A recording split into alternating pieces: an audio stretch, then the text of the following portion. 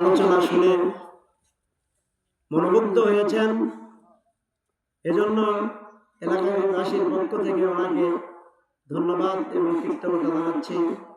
এই পর্যায়ে আপনাদের সামনে আলোচনা করার জন্য অনুরোধ করছি আজকের এই মাহফিলের দ্বিতীয় আলোচক হযরত মাওলানা সাজিদুর রহমান সাদেক, খতিব চকদাতে ফকিরপাড়া জামে মসজিদ, ওনাকে আলোচনা করার জন্য অনুরোধ করছি।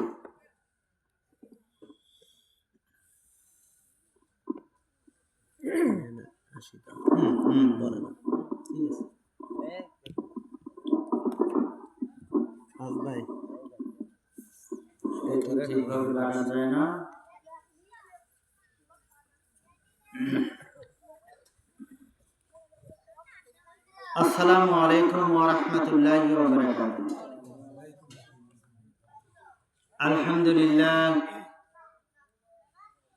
আলহামদুলিল্লাহ নাহমাদুহু ওয়া নাস্তাঈনুহু ওয়া নাস্তাগফিরুহু ওয়া নু'মিনু বিহি ওয়া নাতাওয়াক্কালু আলাইহি ওয়া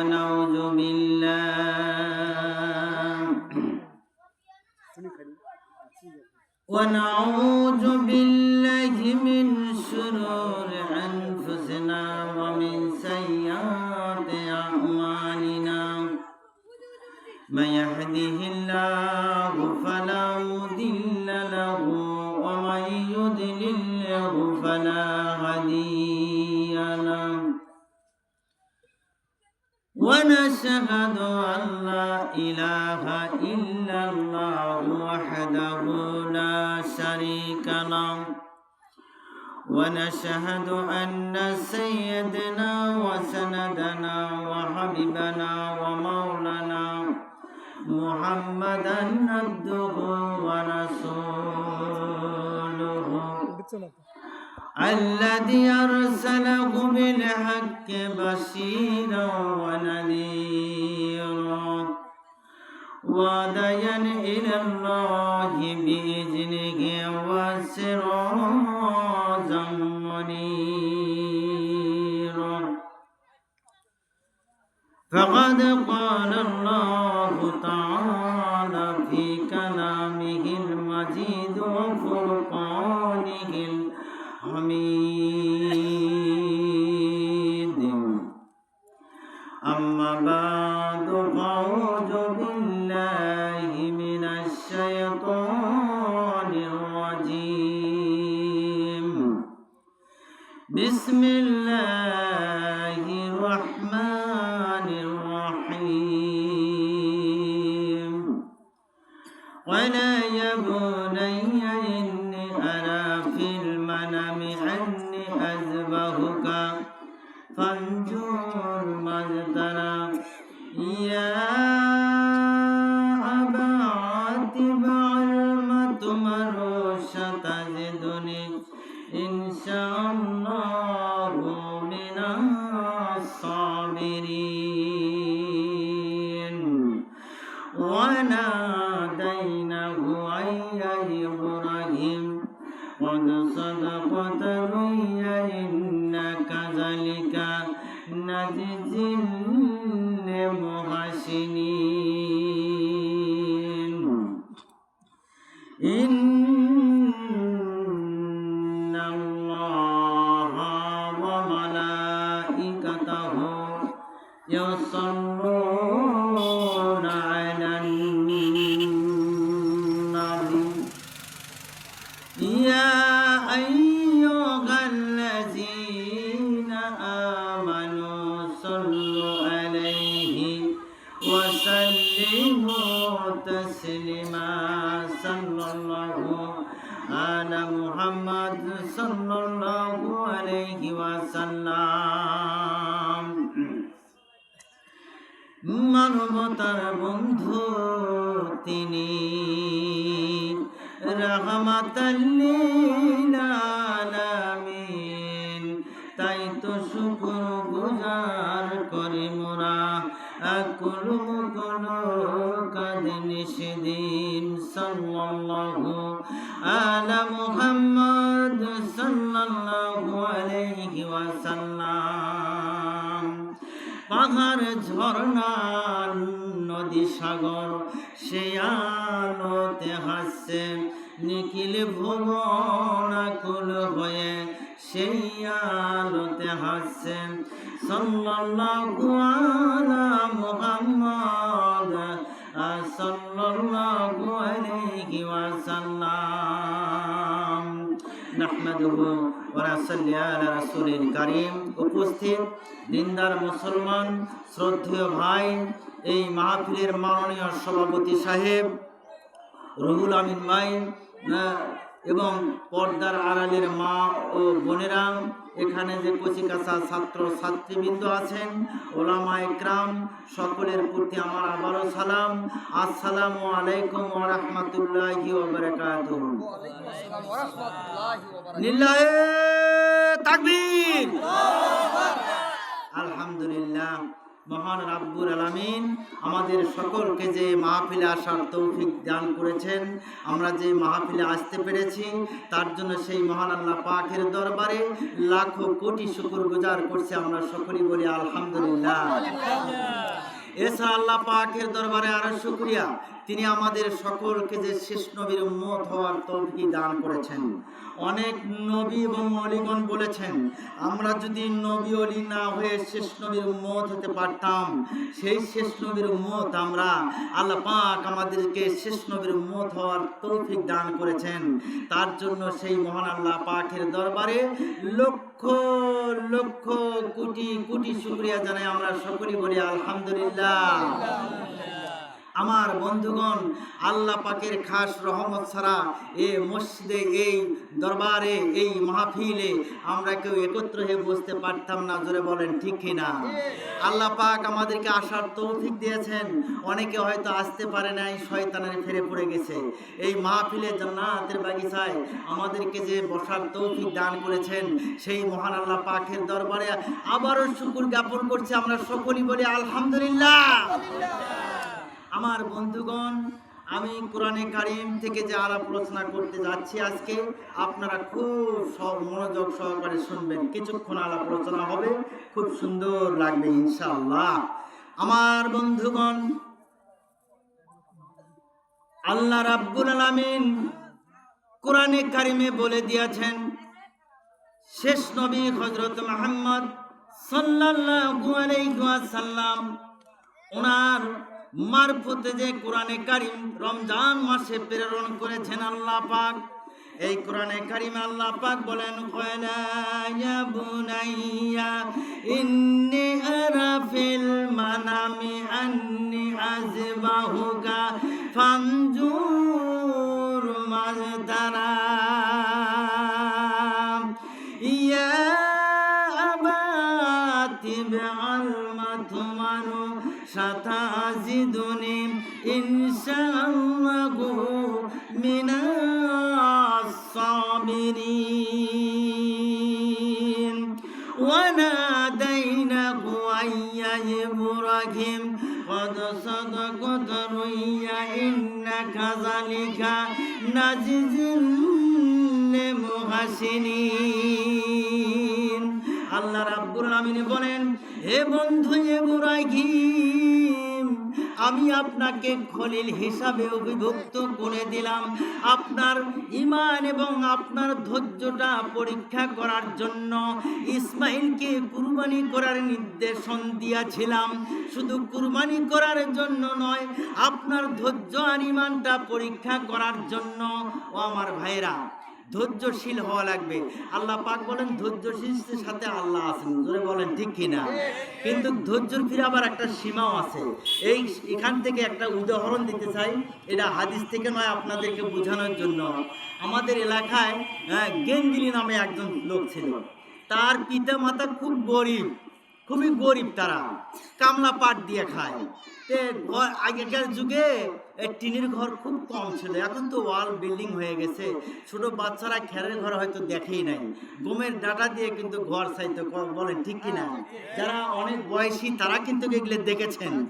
তে সুন্দর করে ঘর তৈরি করে, কিন্তু ইতিপূর্বে ওই পশ্চিম দিকে কিন্তু ওই কর্নারের দিকে এমন মেঘ করে আসতো, ও অন্ধকার হয়ে আসতো, মানুষ কিন্তু ভয় করতো, কথা ঠিক না? বগুড়াই তো আর বলতো, আইরে আজকে যে মেঘাচ্ছন্ন হয়েছে, আকাশ খারাপ, যদি হুদা মাসকে কয় না এরকম, আরে কিরকম বাতাস আসবে আল্লাহ জানে, আজ ঘর বাড়ি উড়েই যায় নাকি, এরকম কিন্তু ইতিপূর্বে হয়েছে, হয় নাই? এখন কিন্তু এগুলো এখনকার পোলাপান দেখে নাই, বুঝবে কি? তো খেরি ঘর ছিল না, খেরি ঘর, খেরের ঘর, গমের ডাটা দিয়ে চাইতো, বেড়াও কিন্তু বেশি ভালো ছিল না, যারা একটু বড় লোক ছিল না তাদের কিন্তু টিনের ঘর, কিন্তু ছেঁচার বেড়া, ছেঁচার বেড়া, কাঠের বেড়া কি ছিল না? যারা বৃদ্ধ মানুষ ইতিপূর্বে তারা কিন্তু এগুলো দেখেছে। আগেকার বৃদ্ধ মানুষের গাঁত যে জোর আছে না, এখনকার যুবকগুলোর গাঁত ওরকম নাই, জোরে বলেন ঠিক কিনা? তো এখন ভাই ওই পোলাপান মানুষ যারা আছেন বিয়ে করেনি তারা বেজার হয়েন না, তারাও তো এখন যুবক মানুষ না। আমরা যেগুলো বৃদ্ধ লোক আগে আছিল ওরা কিন্তু খুব মানে একটু তরুতাজা বেশি আছিল, আগে কিন্তু গমের আটা রুটি যদি খায়া থাকছে না, এদের শক্তি বেশি, যদি বলেন ঠিক কিনা?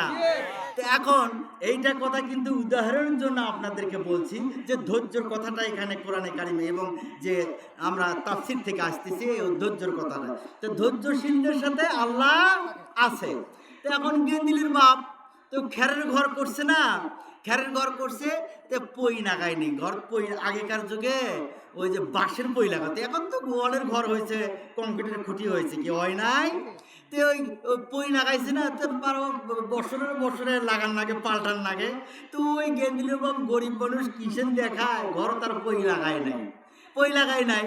তো এখন ওই শুনে এসে মৌলবি কয়া দিছে ধৈর্যশীলদের সাথে আল্লাহ আছে। তো ওই গেন্দিলের বাপ করছে কি, ঘরের মধ্যে খেতা খুঁতে গাওয়ার দিয়ে শুইছে, এইদিকে পশ্চিম দিকে ম্যাগ যে করছে টাকার বলে শেষ করা যায় না। তো গেন্দিলের মাও এখন কয় যে গো, বলে কি এখন ওই দিকে যে ম্যাগ করছে, তে ঘরের তো খুঁটি লাগান নাই, তে আমরা ওই অমুকের ঘরে যাই, তা তো বিল্ডিং ঘর আছে, যে ম্যাগ যদি এই ঘর ভাঙ্গে পড়ে, খেরের ঘর, বৃষ্টি পড়লে ভাই খেরের ঘর বীজজনও কিন্তু আলো করে পাবো না। এখন ওই গেন্দিলের মা এখন গেন্দিলের বাবা কয় যে চলো অন্য ঘর যাই, অন্য মেলা মাসের ঘর আছে যাই, যে ম্যাগ করছে যদি ভাঙ্গে পড়ে। গেন্দিলের বাপ কয় ধৈর্যশীলদের সাথে আল্লাহ আছে, মৌলবি কইছে ধৈর্য ধরে শুতে থাকবো, আল্লাহ আছে আমাদের সাথে। এখন বাবা ধৈর্য ধরে খেতা খুঁতে গাওয়া দেওয়া শুটিছে, গেন্দিলের মনে করছে থাকো তোমার ধৈর্য নিয়ে, আমি ঘর থাকলাম না, অন্য ঘর গেলাম, ঘর দেখার নাই তুমি খুঁটি, আর তুমি ধৈর্য ধরে শুয়ে থাকবে, থাকো, আল্লাহরই কাম ভালো বাবা। ওই দিকে থেকে যখন ম্যাক করে যখন বাতাস আসতেছে তুমুল হারে, খালি সোর সোর শব্দ, এগুলো কিন্তু আগেকার মানুষ দেখছে, হ্যাঁ, গাছ গাছালি ভাঙ্গে চলে গেছে, যায় নাই? যখন ওই দিকে থেকে বাতাস আইছে, এক হুম করে গেন্দিলির বাপের ঘাড়ের উপরে মানে ঘর পড়ছে, ধরস করে পড়ে গেছে, খেরের ঘন্টা ওই একেবারে সিমেন্ট পড়ে গেছে, খাটের উপর শুতেই আছে গেন্দিলির বাবা, ওঠে না। আর বলতেছে ধৈর্যশীলদের সাথে আল্লাহ আছে, মরি মরবো বাঁচি বাঁচবো, ঘর ছাড়িও নই। হ্যাঁ, এরপরে করছি কি, এখন ওই গেন্দিলির মা কর এসে থাকো তোমার ধৈর্য নিয়ে, তুমি থাকো, হ্যাঁ তোমার ধৈর্য তুমি থাকো, ঘর বলে তুমি মরে মরগা, আমি জায়গা আর একজনের ঘরে। তো এখন ধৈর্যর একটা সীমা আছে, কি আছে না? যে কোনো মানুষই হোক ধৈর্যশীল, মানে ধৈর্যর একটা সীমা নির্ধারণ করা আছে। আপনি যদি বেয়াদবি করেন, সে বেয়াদবি বারবার যদি করেন, তাহলে কিন্তু ধৈর্য হারা মানুষ হয়ে যাবে, কথা ঠিক না? আপনার জমিনের আইল আপনি যদি প্রতিদিনই কাটেন, আর যদি নিষেধ করা হয় না যদি শোনেন, তাহলে কিন্তু ধৈর্য হারা হয়ে যাবে। একটা মেয়ে মানুষকে যদি প্রতিদিন পিটানো হয়, ওই মেয়ে মানুষটা কিন্তু আস্তে আস্তে ধৈর্য হারা হয়ে যাবে। তো এই জন্য ধৈর্যশীল হতে হলে ধৈর্যর একটা সীমা নির্ধারণ আছে, সেটা অতিক্রম করে গেলে হবে না। যখন আল্লাহ রাসূল সাল্লাল্লাহু আলাইহি ওয়াসাল্লাম শেষ নবী, আখিরি পয়গম্বর, ওনাকে এত পিটানো হয়েছে, মাথার হেলমেট ভেঙে মাথার মগজের মধ্যে ঢুকে গিয়েছেন, কিন্তু ধৈর্যশীল হবে তিনি আল্লাহর দ্বীন প্রচার করেছেন, জোরে বলেন ঠিক কিনা? হযরত ইব্রাহিম ও খলিলুল্লাহ ওনাকে নমরুদে আগুনের মধ্যে ফেলে দিয়েছিলেন, আল্লাহ পাক তাকে কি করলেন, আগুন ফুলের বাগিচা বানিয়ে সেখান থেকে বের করে দিলেন। কি কথা ঠিক না? তো ধৈর্য হারা হওয়া যাবে না। ধৈর্যশীলদের সাথে অবশ্যই আল্লাহ আছে, ধৈর্য হারা হওয়া যাবে না। এবার আমার ভাইয়েরা, আল্লাহ রাব্বুল আলামিন বলে দেন,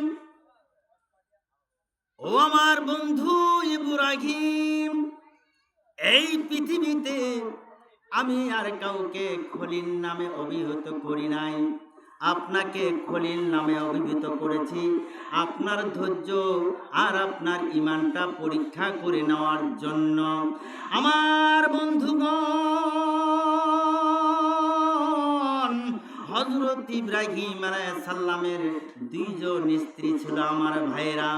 দুইজন স্ত্রীর বড় স্ত্রীর নাম হলো সাহারা, ছোট স্ত্রীর নাম হলো হাজরা। হাজরা কাজের মেয়ে দাসী ছিলেন আমার ভাইরা। হাজরা ওই মিশরের বাদশাহ সাদুনের রাজ দরবারে বন্দী ছিল। ওই সাদুন রাজ দরবারে ওই সাদুন ছিল অত্যাচারিত। ওই সাদুন সুন্দরী সুন্দরী মেয়েদেরকে হরণ করত, তাদেরকে ধর্ষণ করত। ওখানে যখন ইব্রাহিম আলাইহিস সালাম ওই মিশরের বাদশার কাছে যখন উপস্থিত হয়ে গেলেন, ইব্রাহিম আলাইহিস সালামকে কারাগারে যখন বন্দী করে ফেলেছিলেন আমার ভাইয়েরা, ওখানে মা হাজরার সঙ্গে দেখা হয়ে গেল। বাদশাহ সাদুনের দুই চক্ষু অন্ধ হয়ে গিয়েছিল হযরত ইব্রাহিম আলাইহিস সালামকে বন্দী করার কারণে। আমার বন্ধুগণ,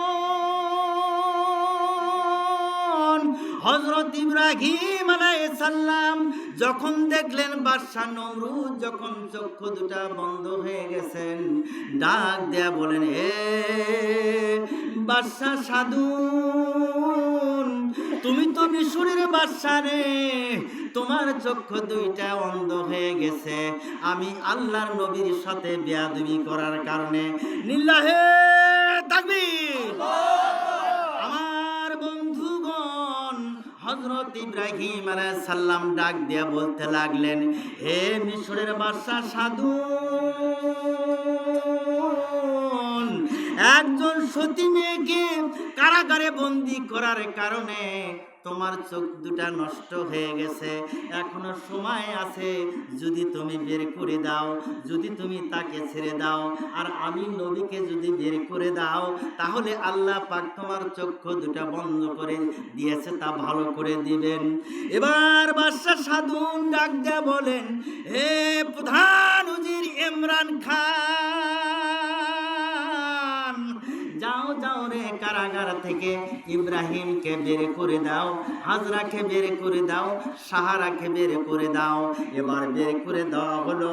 এবারে সাহারা ডাক দিয়ে বলতে লাগলেন, আমি একজন বাদশার মেয়ে হইয়া আর একজন বাদশার কাছে আমি মিনতি করছি, এখনো সময় আছে, আল্লাহর নবী ইব্রাহিমকে নবী বলে স্বীকার করে নাও, আল্লাহ এক বলে মেনে নাও, অবশ্যই অবশ্যই আল্লাহ রাব্বুল আলামিন আপনার চক্ষু দুটা ভালো করে নেবে।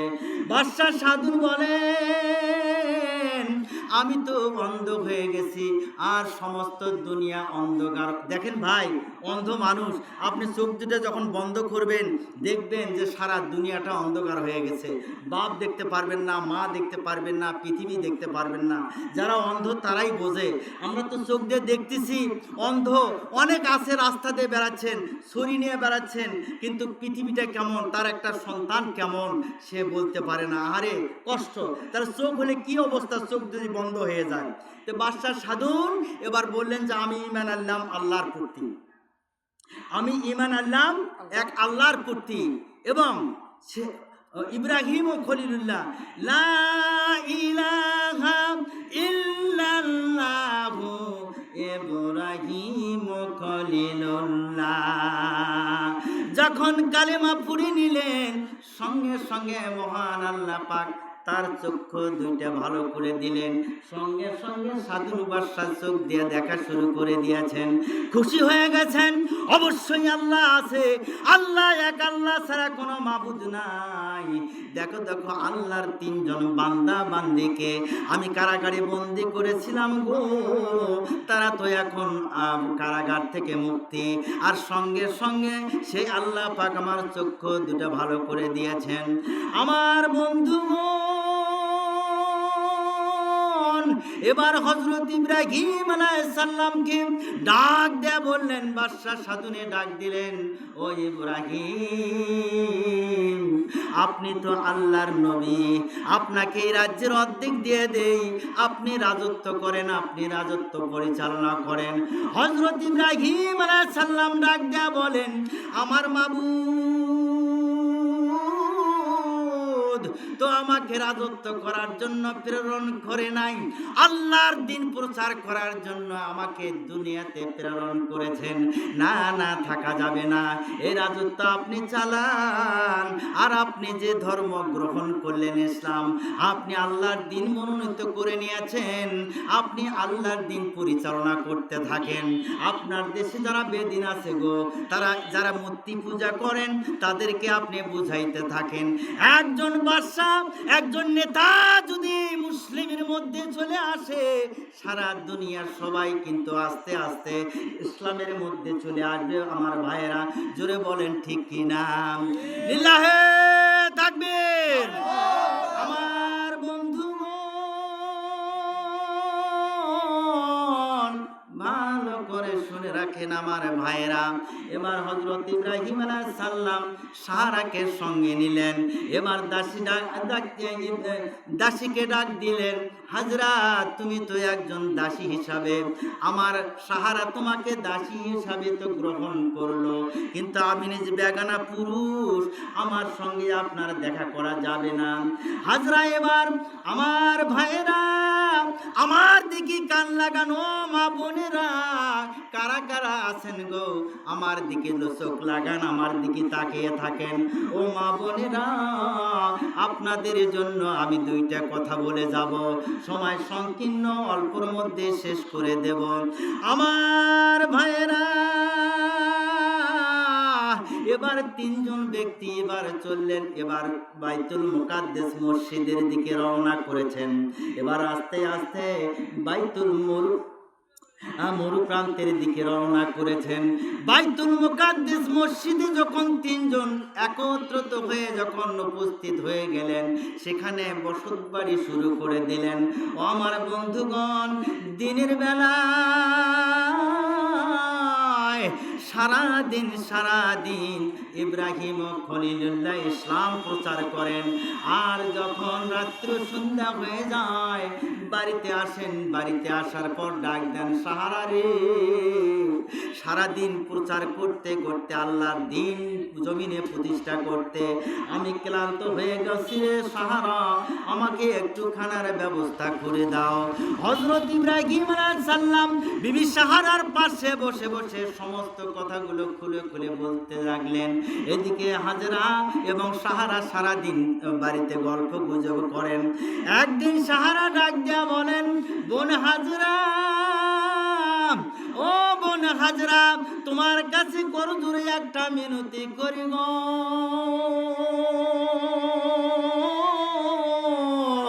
আমি তো বৃদ্ধ হয়ে গেছি।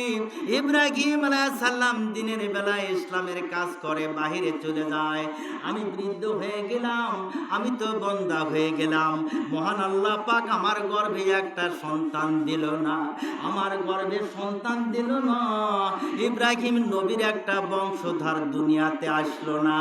আল্লাহর কাছে এত করে কান্দি, একটা সন্তান আল্লাহ পাক আমার গর্ভে দিল না। এবার হাজরা ডাকতে বলেন, বিবি সাহারা, ও বোন সাহারা গো,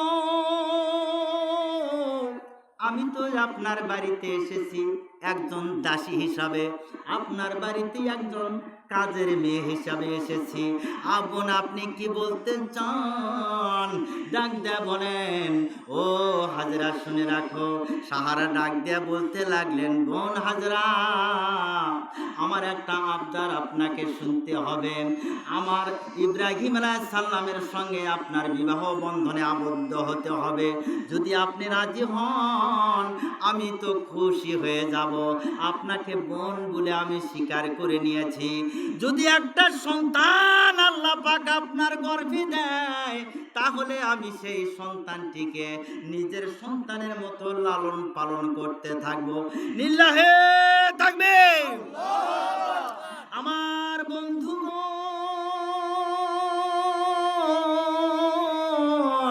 হযরত ইব্রাহিম আলাইহিস সালাম বাহিরে কাজকর্ম করেন, ইসলাম প্রচার করেন, আর হাজরাকে যখন ডাক দিলেন, বিবাহের প্রস্তাব দিলেন, এবার হাজরা ডাক দিয়ে বলেন, বোন গো সাহারা, আপনি আমাকে পরীক্ষা করার জন্য আপনি বলতেছেন, কারণ কোনোদিন কারো স্বামী তো বেশি হয় না, নিজের স্বামীর বিয়ার প্রস্তাব অন্য নারীর কাছে কেউ কোনোদিন দেয় না।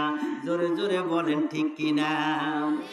আপনি যদি বিবাহিত হয়ে থাকেন, আপনি যদি একটা পরিচিত মেয়ের সঙ্গে কথা বলেন, যদি কাজের সম্পর্কেও কথা বলেন, আর দূর থেকে যদি আপনার বিবি দেখে, বাড়িতে আপনার ভাত বন্ধ হয়ে যাবে। জোরে বলেন ঠিক কিনা? আর আপনি যদি একটা বাড়িতে একদিন, 2 দিন, 3 দিন যাতায়াত করেন, আপনার বিবি যদি লক্ষ্য করে টের পায়, আপনার 12টা বেজে যাবে, খাওয়া দাওয়া বন্ধ হয়ে যাবে। জোরে বলেন ঠিক কিনা? ভাইয়েরা আমার, এর সাধারণ আর একটা গল্প, এটা হাদিসের কথা নয়, বোঝানোর জন্য বলতেছি যে আমার ওই বাড়ির আগে একটা জমিন, মানে 10 কাঠা হবে, তো ওখানে আমি কিসের না নিয়ে ছোট একটা জমিন বলে নিজে একটা ওয়াটা গাড়ি, নাকি আপনার কি ওয়াগারা বলেন না? তে ওই আমি তো বাবারে ওগুলো কাজ 32 বছর চাকরি করলাম Dhaka cantonment army headquarter, trust bank principal branch, Dhaka cantonment army হেডকোয়ার্টারে 98 মেইন রোড। তো 32 বছর চাকরি করে যে লোক বাড়িতে আইছে, আচ্ছা ওই লোকে কাজ করে পাবে কও? রিটায়ার্ড করে বাড়িতে আইছি, তো একটা ইমামতি সবাই ধরলো যে আপনি একটু হুজুর বাড়িতে বসে আছেন, আপনার ওয়াজ মোবাইলে অনেক শুনেছি, ইন্টারনেটে, তা আমাদের একটু ইমামতি করেন। তো ঠিক আছে, বেশ বাবা ইমামতি। তো এখন মানুষের ওয়াজ করে এটা ওয়াজ ছাড়ে না, বিভিন্ন জায়গা থেকে ওয়াজের মাহফিলের ওই ইন্টারনেটে দেখে, ওয়াজ সাদেক কলি চলে আসে, আর ডাকাডাকি শুরু হয়ে গেল। তো বেশ ভালো, এবার কেন হলো 50টার মতো ওয়াজ হলো, আর শরীরে কুলায় না।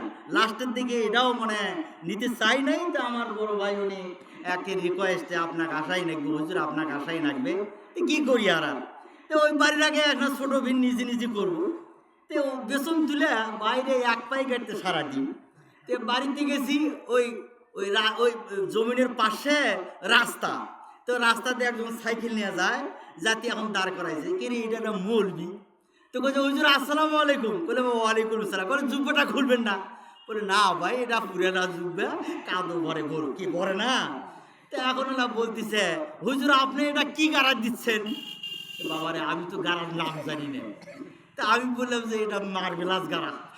এখন মার্বেলাস গাড়া, এটা আবার কেমন মার্বেলাস? তো বললাম যে ভাই তাহলে কি করা লাগবে, আপনি বুঝেন না?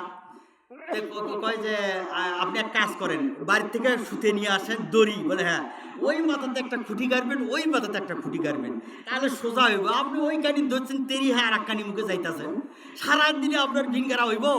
তো বললেন যে এটাও তো কথা ঠিক। বাড়িতে গেলাম, যে ওই শুতে বউ করলাম, শুতে দাও তো, কয় যে শুতে কি করবা?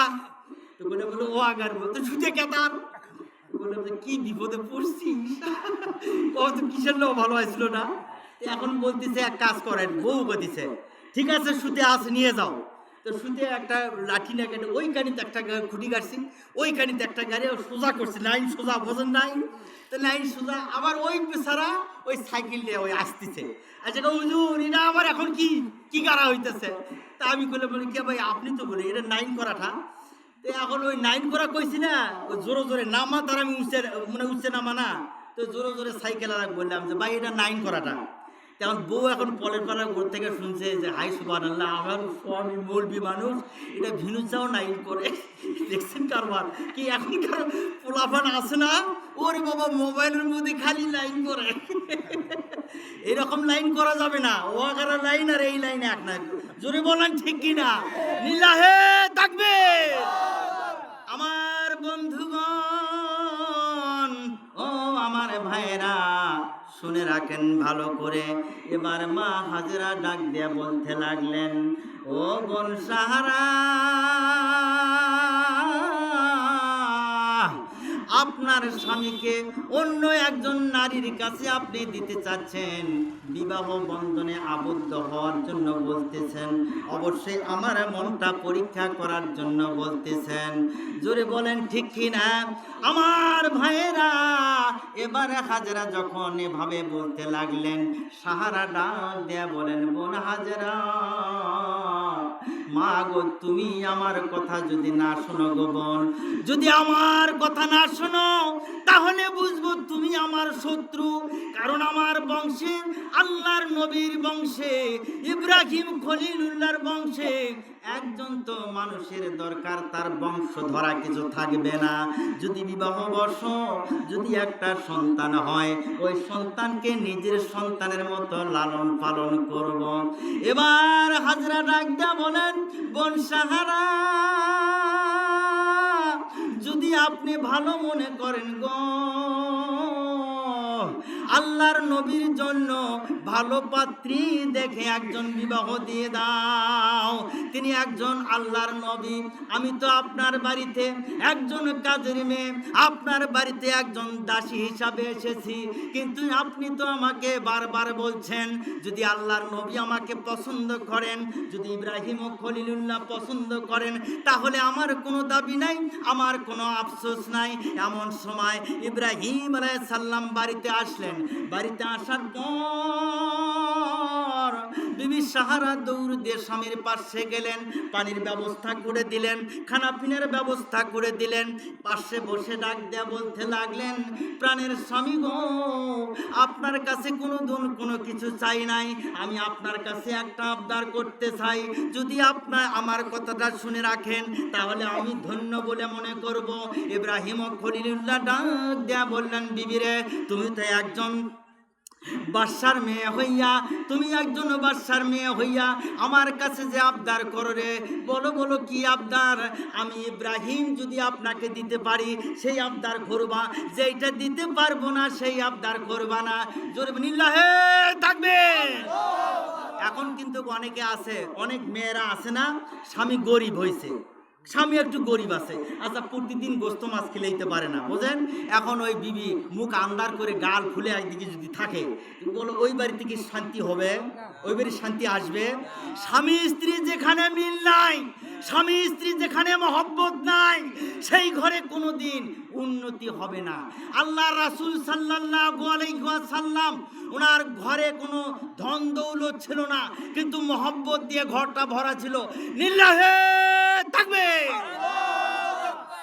আমার বন্ধুগণ, আমার ভাইয়েরা, এবার হযরত ইব্রাহিম ও খলিলুল্লাহ আর সাহারা পাশাপাশি বসছেন।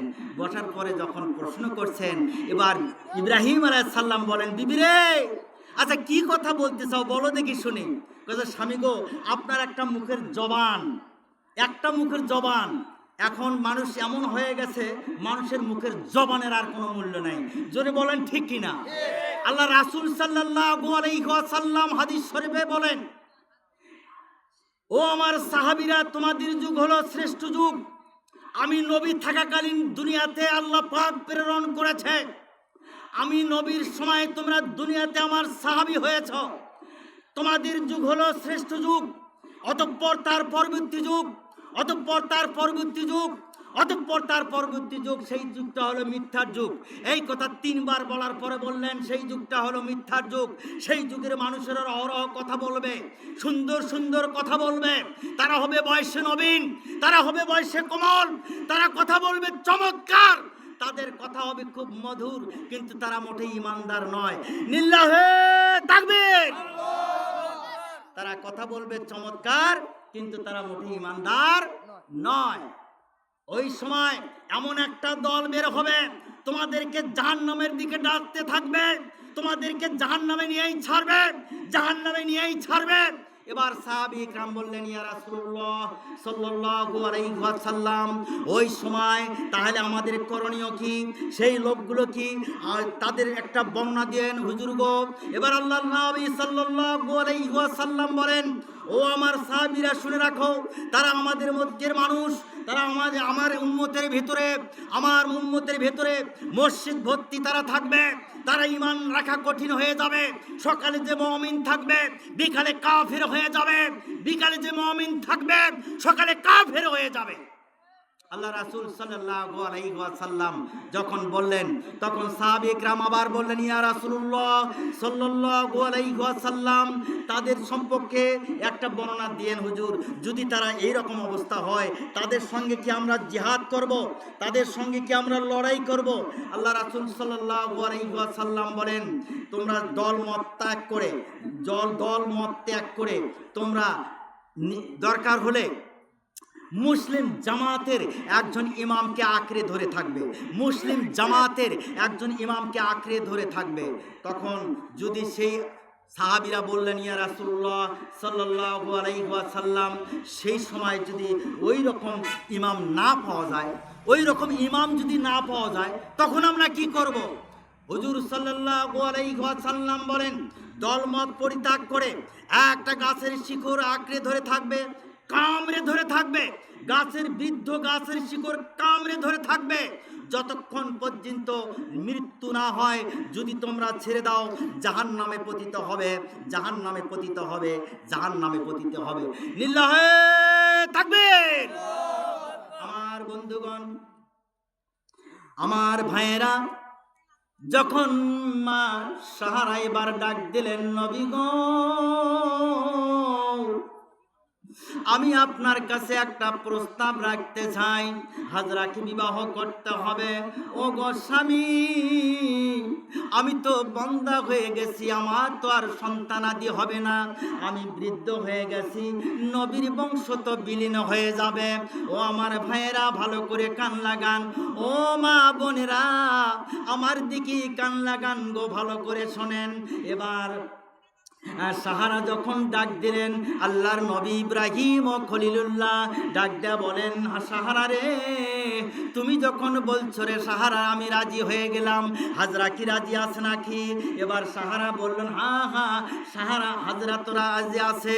এবার সাহারা হাজরাকে ডাক দিলেন, দুইজনকে পাশাপাশি বসিয়ে দিলেন। বিরাট লম্বা কাহিনী সংক্ষেপ করি আমার ভাইয়েরা, দুইজনকে পাশাপাশি বসাইয়ে এবার সাহারা নিজেই মুরব্বি সেজে দুইজনের বিবাহে বন্ধন আবদ্ধ করে দিলেন। 10 মাস 10 দিন যখন গত হয়ে গেল, বিরাট লম্বা কাহিনী সংক্ষেপ করি। এবার আমার ভাইয়েরা, যখন 10 মাস 10 দিন গত হয়ে যায়, এবার মা হাজরার গর্ভ হইতে ফুটফুটে চাঁদের মতো একটা সুন্দর সন্তান ছেলে একটা দুনিয়াতে আগমন করলেন। লিল্লাহে তাকবীর। আমার ভাইয়েরা, এবার হযরত ইব্রাহিম ও খলিলুল্লাহ এবার কি করলেন? সুন্দর ফুটফুটে জ্যোৎস্নার মতো সন্তানকে দেখে খুশি হয়ে গেলেন, খুব আনন্দ পেয়ে গেলেন। সাহারাও খুশি হলেন, হাজরাও খুশি হয়ে গেলেন। এবার এভাবে প্রতিদিন ইব্রাহিম আলাইহিস সালাম বাহিরে আল্লাহর দিন প্রচার করার জন্য যান, আর বিকালবেলা চলে আসেন। এভাবে করতে করতে দিন গত হয়ে যায়। কিন্তু প্রতিদিন ইব্রাহিম আলাইহিস সালাম বাড়িতে আসেন, সর্বপ্রথম আগে সাহারাকে ডাক দিতেন, কিন্তু এখন ওই সন্তানের কারণে এবার হযরত ইব্রাহিম আলাইহিস সালাম হাজরাকে ডাক দেয়া বলেন, হাজরা রে, আমার সন্তান কই রে, আমার সন্তান কই, আমার কোলে দাও, আমার কোলে দাও। এভাবে করে যখন হাজরাকে ডাকে, সাহারা এবার মন ক্ষুণ্ণ হয়ে যায়। সাহারা ডাক দিয়ে বলতে লাগলেন, আহারে, এতদিন স্বামী তো আমাকে প্রতিদিন আগে ডাক দিত, কিন্তু এখন দেখি হাজরাকে বেশি ভালোবাসে, হাজরাকে এবার ভালোবাসে। কিন্তু শয়তান এর মধ্যে প্রবেশ করে গেল। আমার ভাইয়েরা, ইবলিস শয়তান এবারে মনে মনে চিন্তা করতে লাগলেন, ইব্রাহিমকে কিভাবে তাড়ানো যায়, ইব্রাহিমকে তার সন্তানকে কিভাবে তাড়ানো যায়। এবার শয়তান পিছু লেগে গেলেন। সাহারাকে একদিন ডাক দিয়ে বলতে লাগলেন, ও সাহারা, একজন বৃদ্ধ মহিলা হিসাবে আসলেন। সাহারাকে ডাক দিয়ে বলতে লাগলেন, সাহারা, দেখো দেখো, আপনার স্বামী ইব্রাহিম ও খলিলুল্লাহ এখন দেখি আপনাকে বেশি ভালোবাসে না, হাজরাকে তো দেখি বেশি বেশি ভালোবাসে। শয়তান কিন্তু ওই মহিলাদের কাছে আগে যায়, আগে ঝগড়া বাজে, এরপরে পুরুষে বাজে। জোরে বলেন ঠিক কিনা? লিল্লাহে তাকবীর। এবার হযরত ইব্রাহিম ও খলিলুল্লাহ উনি যখন বেশি বেশি আদর করে শয়তানের মধ্যে ঢুকে গেল, ইবলিস শয়তান বলতেছেন, সাহারা শোনো, এখন দেখি বেশি বেশি ইব্রাহিম আলাইহিস সালাম তোমাকে আর আদর করে না, হাজরাকে আদর করে। তুমি বলো, তুমি বলে দাও যে হাজরা এবং ইসমাইলকে মরু প্রান্তরে রেখে আসতে হবে, যেখানে এখন মক্কা নগরী, সাফা এবং মারোয়া পাহাড়ের মাঝখানে, যেখানে বর্তমানে জমজম কুয়া। সেখানে ওই ইতিপূর্বে সেখানে জমজম কুয়া ছিল না, মরু প্রান্ত বালু আর পাহাড় ছিল, ওই জায়গায় রেখে আসো। কোনো জমজম কুয়া 40 মাইলের মধ্যে কোনো জনবসতি নাই, কোনো ঘর বাড়ি নাই, কোনো পশু পাখি নাই, একদম মরু প্রান্ত, সেখানে রেখে আসতে হবে। এখন এই কথা বলে শয়তান তো চলে গেল। ইব্রাহিম আলাইহিস সালাম বাড়িতে আইছেন, বাড়িতে আসার পর এবার বিবি সাহারা গাল ফুলে বসে আছেন। মেয়েগুলো দেখেন এনা খোটা বাজলে স্বামীর সাথে যদি বাজে না, গাল ফুলে বসে থাকে, গাল ফুলে বসে থাকে। ও মা বোনেরা, এইরকম কাজ কোনো দিন করবা না।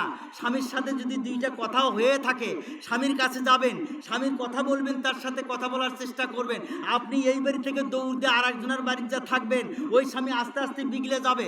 যা স্বামী যতই খারাপ হোক না কেন, স্বামীর কাছে যখন আপনি আসবেন, স্বামীকে আদর করবেন, আপনাকেও আদর করবে ইনশাআল্লাহ। জোরে বলেন ঠিক কিনা? আমার মায়েরা, ও আমার বোনেরা, ও আমার ভাইয়েরা, আমার দিকে কান লাগান, ভালো করে শোনেন।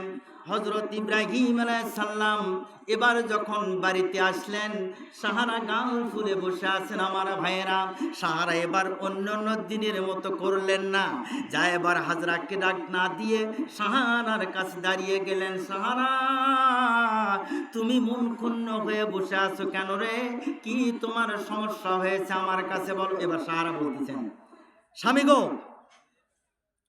আমি একটা আপনাকে কথা বলবো, মানতে হবে, একটু রাগান্বিত। মেয়েগুলো কিন্তু এমন চড়া মেয়ে আছে না, ভালো কথা তার গায়ে শোয় না। অনেক মেয়ে আছে ভালো কথা বলবেন সেটাও শোভা না। ও বাবা, খালি মানে আগুন যেরকম না, ম্যাচের ঠোকা দিলে কীরকম, বারুদ আছে না, বারুদের মধ্যে খালি ঝাঁপ করে ওঠে একেবারে। এইরকম করা যাবে না মা বোনেরা, খুব সাবধানে কথা বলবা, খুব সাবধানে চলাফেরা করবা। মা বোনেরা তো এখন দেখি কিসের এই রাস্তা বাদ দেই, এই রাস্তা বাদ, কারণ যে ফতোয়া আরও মৌলানা আছে তারা বলবেন না, কথা ঠিক না, পর্দা করা যাবে কি যাবে না, পর্দা হবে কি হবে না, কোন পর্দা কোন জায়গায় করবেন, ঘরের পর্দা না বাইরের পর্দা, সেটা ওনারা ভালো করে বলবেন নাকি। আমি সংক্ষেপে বলে দেই। এবার সাহারা এবার কি করে যখন প্রশ্ন করলেন, তে সাহারা বলতেছেন, স্বামী গো, আমি একটা কথা বলবো, আপনাকে মানতে হবে। কি কথা? যে হাজরা এবং ইসমাইলকে, 6 মাসের শিশু সন্তান ইসমাইলকে মরু প্রান্তে রেখে আসতে হবে, যেখানে ঘনবসতি কিছু নাই। আমার কথাটা রাখতে হবে। অনেকে গ্রাম্য ভাষায়, প্রচলিত ভাষায় বনবাস কয় না, এরকম কয় না, তো মরু প্রান্তে রেখে আসতে হবে, যেখানে এখন বর্তমানে মক্কা নগরী, সাফা এবং মারোয়া পাহাড়ের মাঝখানে জমজম কুয়া যেখানে উৎপত্তি। এখন হাজরা যখন নিয়ে এইভাবে যাবে, হাজরাকে কোনো কিছু বললেন না। এইদিকে পরের দিন ইব্রাহিম আলাইহিস সালাম বললেন যে, সাহারা ঠিক আছে, যদি আল্লাহ পাকের হুকুম হয়ে যায় তাহলে আল্লাহর হুকুম তো মানতে হবে। তুমি সাহারা বললে কাজ হবে না, আল্লাহ পাক যদি আমাকে বলে এই কাজ করার জন্য, তাহলে আমি ঠিকই রেখে আসবো। তো পরের দিন আবার ইব্রাহিম আলাইহিস সালাম বাইরে গেছে আল্লাহর দিন প্রচার করার জন্য। সাহারা মনে করলো হাজরার এত রূপ বাড়িয়ে গেছে, আর রূপটা কিভাবে নষ্ট করা যায়। এই খন্তা পর্যন্ত, খন্তি ওই যে মেয়ে মানুষেরা মাছ ভাজে না, ওই খন্তি এরকম পেছনের দিকে চোক্কা থাকে না, ওইটা গরম না করে তখন করলো কি, ওই হাজরার সাহারা জোর করে হাজরার এই কান খুঁড়ে দিল, এ কান এ টেরা করে দিছে, নাক এইভাবে টেরা করে দিছে। তাহলে মেয়েদের কানে এবং হাতে, এই গলায়, এই নাকের ভিতরে এই যে অলংকার লাগায়, এটা কখন থেকে শুরু হলো অনেক বক্তারা কিন্তু জানে না। এটা কিন্তু হযরত ইব্রাহিম আলাইহিস সালামের স্ত্রী সাহারা কোমর বন্ধ এখান থেকেই শুরু হয়, হাজরা এবং সাহারা থেকে। এবার ওখান থেকেই শুরু হলো, আজ পর্যন্ত কিয়ামত পর্যন্ত চলবে যে মেয়ে মানুষ কানে এবং নাকে অলংকার দেওয়া হবে। আমাকে প্রশ্ন করা হয়েছিল, হুজুর মেয়ের স্বামী যদি মারা যায় ওই মেয়ে অলংকার না, এই প্রশ্ন বাদ, কারণ যে আমার তো সময় সংকীর্ণ, অল্পের মধ্যে শেষ করে আমি তো বুঝো না। তো এবার হযরত ইব্রাহিম আলাইহিস সালাম, আমার ভাইয়েরা এরা প্রশ্ন করবেন পরে, এখন না, আমার বন্ধুগণ, হযরত ইব্রাহিম আলাইহিস সালাম যখন এই কথা শুনলেন, বাহির থেকে বাড়িতে আসলেন, আসার পর লক্ষ্য করে দেখেন রান্নাঘরের মধ্যে হাজরা কাঁদছেন, দুই নয়নে ঝরে কাঁদতেছেন আর চোখ দিয়ে পানি দর দর করে জমিনে পড়ছেন। এবার হাজরার নাকটা ফুঁড়ে দিয়েছেন আমার ভাইয়েরা, কানটা ফুঁড়ে দিয়েছেন, এমন অবস্থা হয়ে গেছে, ফুলে গেছে দুই পাশে, নাকটা ফুলে গেছে। হযরত ইব্রাহিম আলাইহিস সালাম হাজরা হাজরা বলে এবার ঘরের মধ্যে প্রবেশ করলেন। ঘরের মধ্যে প্রবেশ করে ডাক দিলেন, হাজরা আমার ইসমাইল কইরে, আমার ইসমাইল কইলে আমার কোলে দিয়ে দাও। এবার লক্ষ্য করে দেখেন হাজরা কথা কয় না। অনেকগুলো মেয়ে মানুষ আছে দেখবেন খালি ফোপাইয়া ফোপাইয়া কান্দে, জোরে বলেন ঠিক কিনা? বাপ যদি মরে যায় তাহলে ওই মেয়েটা বাপের বাড়িতে যায় এমন কান্দা কান্দে, কান্দে না? বাবা গো আমার মরার আগে আমাকে দিতে চাইছিল একটা বড় বোম্বাই খাট, এখন কেটা দিবে আব্বা গো? দেখছেন দেখছেন?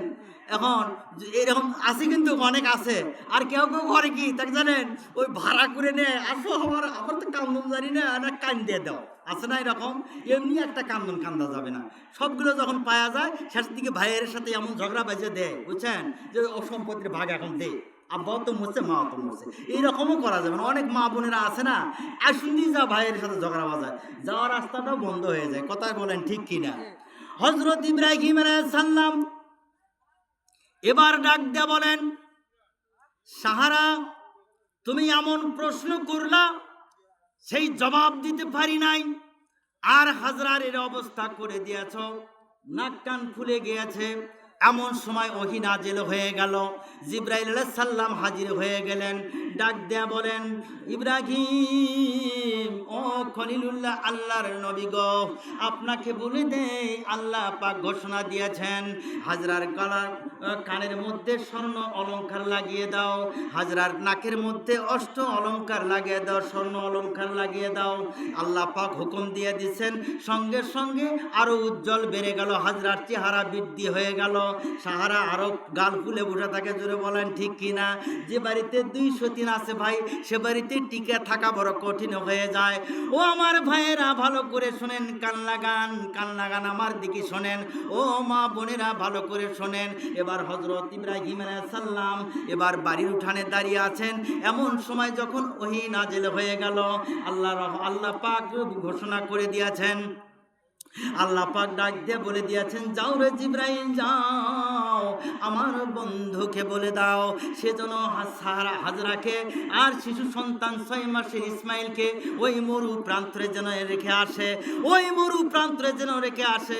আমি আল্লাহ হুকুম দিয়ে দিলাম। যে বলে বলেন এটা হুকুম কার? আল্লাহর হুকুম। আমার ভাইয়েরা এবার মরু প্রান্তরের দিকে নিয়ে যাবে হযরত ইব্রাহিম আলাইহিস সালাম, আল্লাহর হুকুম হয়ে গেছে। এক মশক পানি নিলেন, আর অল্প কিছু খেজুর নেওয়া হলো, 3টা রুটি নেওয়া হলো, একটা উষ্টের উপর আহরণ করলেন। এবার হাজরাকে নিয়ে আর ইসমাইলকে নিয়ে উষ্টের কুটিরে আহরণ করলেন। বিরাট লম্বা কাহিনী আমার ভাইয়েরা, শুনে রাখেন, শুনে রাখেন, সুন্দর করে শুনে রাখেন, সুন্দর মজা লাগবে। হযরত ইব্রাহিম আলাইহিস সালাম এবার যখন উষ্টের উপর আহরণ করলেন হাজরাকে সঙ্গে করে, সাহারা তো খুশি হয়ে গেল যে সতীনের খেতাও যদি বাড়ির থাকে সেটাও বলে নাকি ঝগড়া করেন। জোরে বলেন ঠিক কিনা? আমার ভাইয়েরা লিল্লাহে তাকবীর। হযরত ইব্রাহিম আলাইহিস সালাম এবার হাজরাকে সঙ্গে করে মরু প্রান্তরের দিকে রওনা করেছেন। এবার যখন মরু প্রান্তরের দিকে রওনা করেছেন, হাজরা এবার পিছনে পিছনে তাকাইয়া কান্দে আর ডাক দেয়া বলেন, আল্লাহ, নিজের বসত বাড়ি রেখে, বোন সাহারাকে রেখে, শিশু সন্তানকে নিয়ে আমি আজকে কোন যে দেশের দিকে রওনা করেছি। আল্লাহ গো, আমার স্বামী কোন দিকে আমাকে নিয়ে রওনা করেছে। ও আমার ভাইরা, আপনাদেরকে বলে যায়, যারা বড় লোক ছিল ইতিপূর্বে, আস্তে আস্তে যখন গরিব হয়ে যায় ওই লোকটা কিষান দিত যেতে পারে না। আহারে ওই লোকটা দেশ ছাড়া হয়ে যায়, অন্য দেশে চলে যায়। জোরে জোরে বলেন ঠিক কি না? ও আমার ভাইয়েরা ভালো করে কান লাগান। সারা রাত্র যদি ওয়াজ চলে, কিন্তু কারো তো মন থেকে চলে যাবে না। জোরে কি ওয়াজ চলবে? লিল্লাহে তাকবীর। এই সারা রাত্র চলবে ইনশাআল্লাহ। লিল্লাহে তাকবীর। আমার ভাইয়েরা হযরত ইব্রাহিম আলাইহিস সালাম এবার মা হাজরাকে সঙ্গে করে উটের পিঠে নিয়ে মরুময়দানের দিকে রওনা করেছেন। প্রতিমধ্যে হাজরা ফিরাইয়া কান্দে, বিনাইয়া কান্দে। ইসমাইলকে কোলের মধ্যে লইয়া 3 দিন 3 রাত চলার পরে যেখানে মক্কা নগরী সাফা এবং মারোয়া পাহাড়ের মাঝখানে যখন পৌঁছে গেলেন আমার ভাইয়েরা, যেখানে জমজম কুয়ার উৎপত্তি হয়েছে, ওই জায়গায় পৌঁছে যাওয়ার পর হাজরাকে নামিয়ে দিলেন উষ্টের পিঠ থেকে, ইসমাইলকে উষ্টের পিঠ থেকে নামিয়ে দিলেন 6 মাসের শিশু সন্তানকে লইয়া।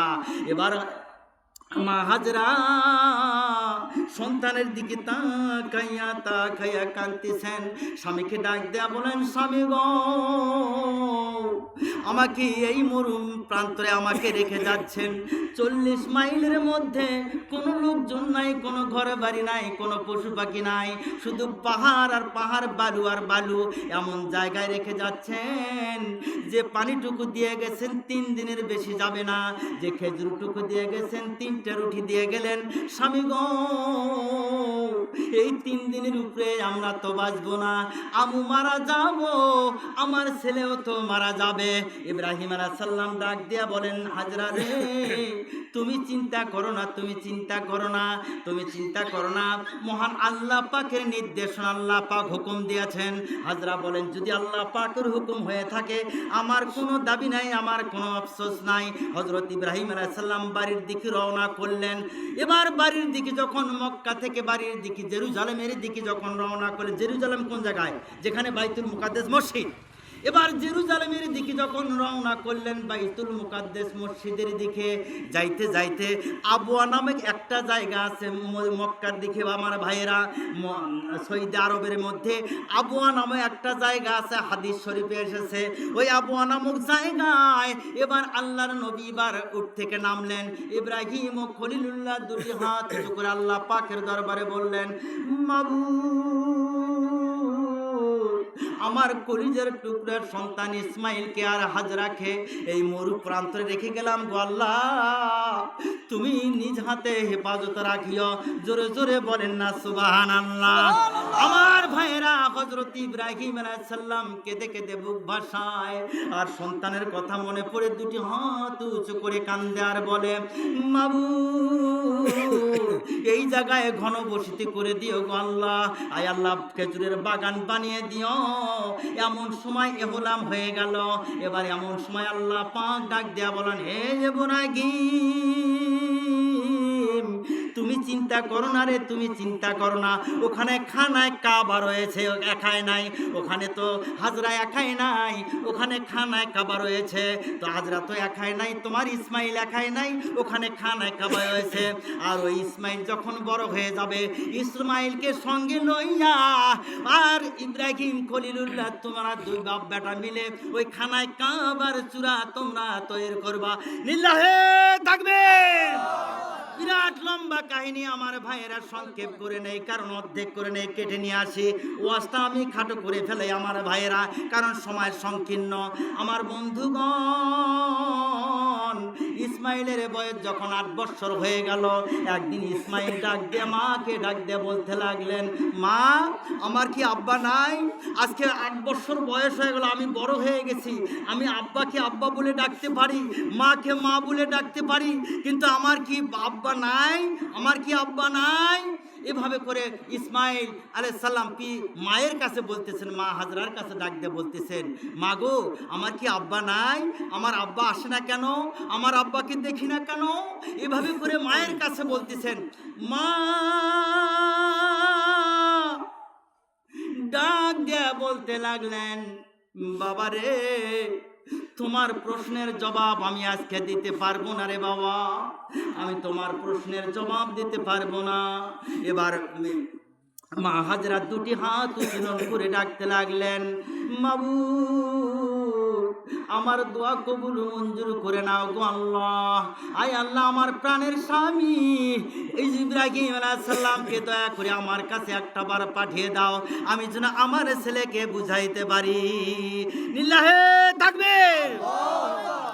আমি যেন আমার ছেলেকে বুঝাইতে পারি।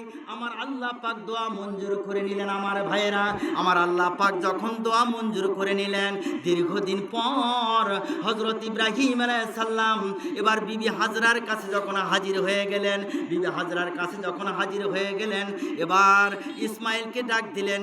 মা হাজরা ডাক দিয়া বলেন, বাবা ইসমাইল, দেখো দেখো বাবা কে এসেছে, দেখো বাবা, এই দেখো তোমার পিতা এসেছে, তাকে তুমি সালাম করো। ইসমাইল পিতাকে সালাম করলেন, আর ইব্রাহিম আলাইহিস সালাম কোলেতে তুলে নিলেন শিশু সন্তান ইসমাইলকে।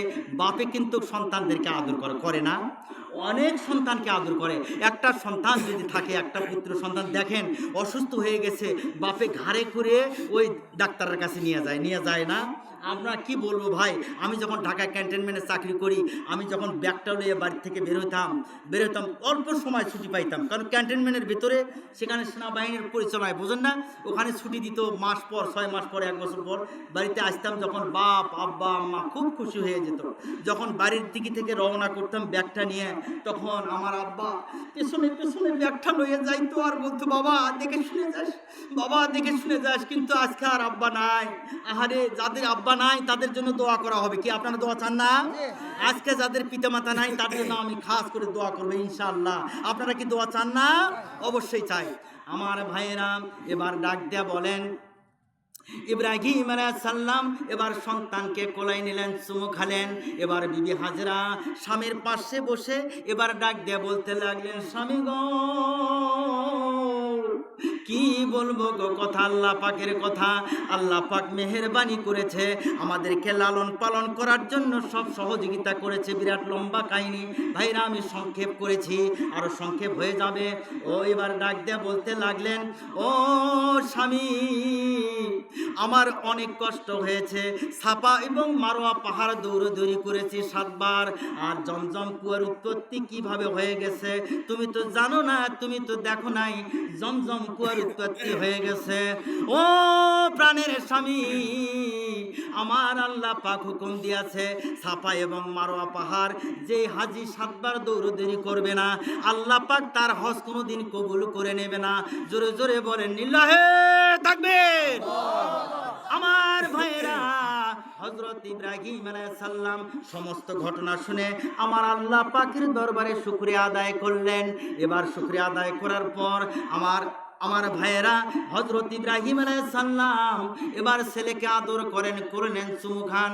8 বছর বয়সের সময় হযরত ইব্রাহিম আলাইহিস সালাম রাত্রে বেলায় ঘুমিয়ে গেছেন। ঘুমের কাতরে স্বপ্নে দেখেন আমার আল্লাহ পাক ডাক দিয়ে বলতে লাগলেন, ইব্রাহিম রে, আমার নামে কুরবানি দাও রে, আমার নামে জবাই করো, আমার নামে কুরবানি দাও। যখন এই ঘোষণা হয়ে গেল, সকালবেলা হযরত ইব্রাহিম আলাইহিস সালাম ঘুম থেকে উঠলেন। ঘুম থেকে ওঠার পর এবার হাজরাকে ডাক দিয়ে বলতে লাগলেন, হাজরা রে, তুমি তো এখানকার বাদশা হয়ে গেছো রে হাজরা, কারণ আল্লাহ পাক তোমাকে জমজম কুয়ার উৎপত্তি করে দিয়েছে। এখানে জমজম কুয়ার পানি বিক্রি করো। এখানে অনেক হাজার হাজার ঘনবসতি হয়ে গেছে, হাজার হাজার গরুর পাল হয়ে গেছে, হাজার হাজার কর্মচারী হয়ে গেছে রে হাজরা, তুমি তো এখানকার জমিদার হয়ে গেছো। আমার আল্লাহ পাক তোমাকে জমিদার বানিয়ে দিয়েছে। এ হাজরা, দাও রে হাজরা, 100টা দুম্বা আমাকে দিয়ে দাও, আল্লাহর নামে কুরবানি দিয়ে দেবো, আল্লাহ পাক হুকুম দিয়েছেন। হাজরা ডাক দিয়া বলেন, স্বামী গো, ঠিক আছে, কুরবানি দাও। এবার কুরবানি দেওয়ার জন্য হাজরা হুকুম দিয়ে দিলেন, দক্ষিণ প্রান্তে যে উটের পালগুলো আছে ওখান থেকে 100টা বাছাই করে করে উট নিয়ে আপনি জবাই করে দেন। সকাল থেকে সারাদিন হযরত ইব্রাহিম আলাইহিস সালাম জবাই করলেন। পরবর্তী রজনীতে আবার, রজনী মানে বোঝেন তো, রাত্রি, পরবর্তী রজনীতে আবার স্বপ্নে দেখলেন আমার আল্লাহ পাক ডাক দিয়া বলেন, হে ইব্রাহিম, আমার নামে কুরবানি দাও রে, আমার নামে কুরবানি দাও, তোমার কুরবানি কবুল হয় নাই। এবার ইব্রাহিম আলাইহিস সালাম পরবর্তী রজনী সকালবেলা এবার উঠলেন, এবার বাসা বাসা করে দুম্বাই 100 কুরবানি করে দিলেন। আমার আল্লাহ পাকের দরবারে মঞ্জুর হয় নাই। এবার আমার আল্লাহ পাক তৃতীয় রজনীতে আবার ডাক দেয়া বলতে লাগলেন, হে ইব্রাহিম, কুরবানি হয় নাই রে, কুরবানি হয় নাই, কুরবানি দিয়ে দাও। তোমার সবচেয়ে প্রাণের চেয়ে প্রিয়জন তাকে তুমি কুরবানি করো। লিল্লাহে তাকবীর। হযরত ইব্রাহিম আলাইহিস সালাম বুঝতে পারলেন, আমার ভাইয়েরা, হযরত ইব্রাহিম আলাইহিস সালাম বুঝতে পারলেন আমার প্রাণের চেয়ে প্রিয়জন, আমার বংশের একমাত্র উজ্জ্বলবাতি ইসমাইল, আমি তাকেই তো প্রাণের চেয়ে বেশি ভালোবাসি। তাহলে আমার আল্লাহ পাক ইসমাইলকেই কুরবানি করার হুকুম দিয়ে দিল। এই কথা হাজরার কাছে কেমনে বলবো যে হাজরা সন্তানকে এত কষ্ট করে লালন পালন করলো, এই মরু প্রান্তরে একা একাই থাকলো, হাজরা কত কষ্ট করলো সন্তানের জন্য। এই সন্তানকে কুরবানির কথা, জবাইয়ের কথা যদি বলি তাহলে হাজরা তো ছেলেকে আর দেবে না, আমি তো আমার ইসমাইলকে আর কুরবানি করতে পারবো না। না না, হাজরাকে বলা যাবে না। এই জায়গায় আল্লাহর নবী ইব্রাহিম ও খলিলুল্লাহ স্ত্রীর কাছে মিথ্যা কথা বললেন। মিথ্যা কথা বলা বইয়ের কাছে জায়েজ আছে, জোরে বলেন ঠিক কিনা? হাদিস শরীফ থেকে এসেছেন। একটা অকারেন্স হয়েছে না বাইরে, যদি বাড়িতে এসে বউ কান বলে, ও মানে কি আজকে অমুকের ধান না, আজ গরু দিয়ে খেলেছি, কি আছে না, ওই বউ আসবে, দেখছেন গো আমার স্বামী খুব খারাপ, একেবারে গ্রাম ফাটাইব। যদি 100 টাকা পরে এখন বাজারও যদি আসে বউ কন গো 100 টাকা পরে পেয়েছি, ওই বউ বাড়ির যা করবে আরেকজনের যা করবে 1000 টাকা পরে পেয়েছি আমরা, একেবারে কাম সারা। এই জন্য গোপনীয় কথা বইয়ের কাছে বলা যাবে না, খুব সাবধান। আমার ভাইয়েরা, হযরত ইব্রাহিম আলাইহিস সালাম এবার কি করলেন, গোপন কথা, আসল কথাটা গোপন রাখলেন। গোপন রাখার পর হাজরাকে ডাক দিয়ে বলতে লাগলেন, হাজরা আমার ইসমাইলকে গোসল করিয়ে দাও, আতর গোলাপ চন্দন মাখিয়ে দাও, ছেলেকে সঙ্গে করে আমি বাদশার দাওয়াতে যাব। এবার বাদশার দাওয়াতে যাব। হাজরা খুশি হয়ে গেলেন, স্বামী যাবে, স্বামীর সঙ্গে যাবে ছেলে বাদশার দাওয়াতে দাওয়াত খাওয়ার জন্য। হাজরা খুশি হয়ে গেলেন, কিন্তু এটা মনে করলেন না এদেশে বাদশা কোথায়, আমি হাজরাই তো এখানকার বাদশা, কিন্তু কার বাড়ি যাবে দাওয়াত খাওয়ার জন্য। হাজরা মনে মনে চিন্তা করতে লাগলেন, আজকে 3 দিন যাবত আমার স্বামী উট গরু দুম্বা জবাই দেয়, আজকে আমার ছেলেকে নিয়ে একটা রশি নিয়ে একটা জবাই করার জন্য একটা ছুরি নিয়ে, ধারালো ছুরি নিয়ে মিনা পাহাড়ের দিকে যাচ্ছে কেন আমার স্বামী। হাজরার মনের মধ্যে একটা চিন্তা লেগে গেল আমার ভাইয়েরা। এবার হাজরা রাস্তায় দাঁড়িয়ে দাঁড়িয়ে লক্ষ্য করে দেখতেছেন, যত দূর পর্যন্ত দৃশ্য যায় ছেলের দিকে তাকাইয়া তাকাইয়া কান্দে। আমার বন্ধুগণ, ছেলের দিকে মা তাকাইয়া তাকাইয়া কান্দে। যখন একটা সন্তান বিদেশের দিকে গমন করে, আহারে মা দাঁড়াইয়া বিনাইয়া বিনাইয়া কান্দে। ও আমার ভাইয়েরা, কিছুদিন আগে আমি দেখেছি, না হলে 5 থেকে 7 বছর বা 10 বছর এরকম হবে, আমার তাওতো ভাই, আমার তাওতো বোনের বিয়ে হয়েছে অনন্তপুর, আমার অনন্তপুর, ওই ঢাকায় চাকরি করতো, ঢাকায় চাকরি করতে ঈদের আগে বাড়িতে আসতে ধরছিল, রেল লাইনে পড়ে হঠাৎ, একটাই ছেলে তখন ছিল, পরে আর একটা ছেলে হয়েছে, রেল লাইনের রেলের উপরে, গাড়ির উপরে, ছাদের উপরে চড়ছিল, মানুষ জায়গা পায় নাই, ওখান থেকে পড়ে শেষ হয়ে গেছে। বাড়িতে নিয়ে এসে মায়ের কান্দন, আমার কাছে ফোন করা হলো, আমি তখন ঢাকায় চাকরি করি, বা কান্দন বাড়িতে আসলাম, আসার পরে বললাম, বোন কান্দে কি হবে, আল্লাহর জিনিস নিয়ে গেছে, কান্না করে, কিন্তু মায়ের মন কি সহ্য পায়? মা যত বড়ই হোক, মা তো 10 মাস 10 দিন গর্ভধারণ করে, মা কত কষ্ট করে, এই মায়ের গর্ভের ভিতরে থেকে নড়াচড়া করেছি, কত আঘাত দিয়েছি, সেই মায়ের সাথে যে সন্তান বেয়াদবি করবে সে কোনোদিন জান্নাতে যেতে পারবে না। জোরে বলেন ঠিক কিনা? আমার ভাইয়েরা, আল্লাহর রাসূল সাল্লাল্লাহু আলাইহি ওয়াসাল্লাম হাদিস শরীফে বলেন, 3 জনের দোয়া কবুল হবে আল্লাহ পাকের দরবারে, মিস নাই। একজন হলো মজলুম ব্যক্তি, যদি আল্লাহর দরবারে দোয়া করে মঞ্জুর হয়ে যাবে। মা বাপ যদি সন্তানের কাছে দোয়া করে ওই দোয়া মঞ্জুর হয়ে যাবে।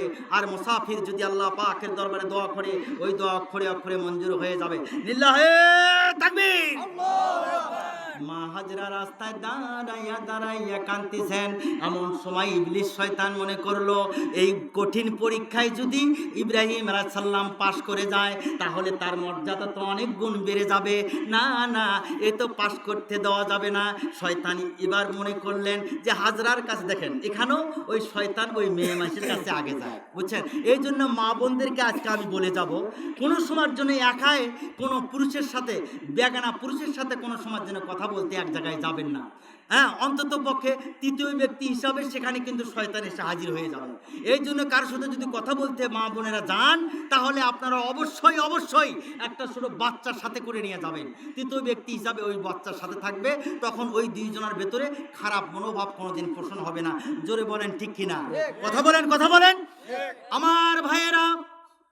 আর হযরত ইব্রাহিম আলাইহিস সালাম ছেলেকে সঙ্গে করে মিনা পাহাড়ের দিকে রওনা করেছেন আমার ভাইয়েরা। আর হাজরায় রাস্তায় দাঁড়িয়ে দাঁড়িয়ে কাঁদতেছেন।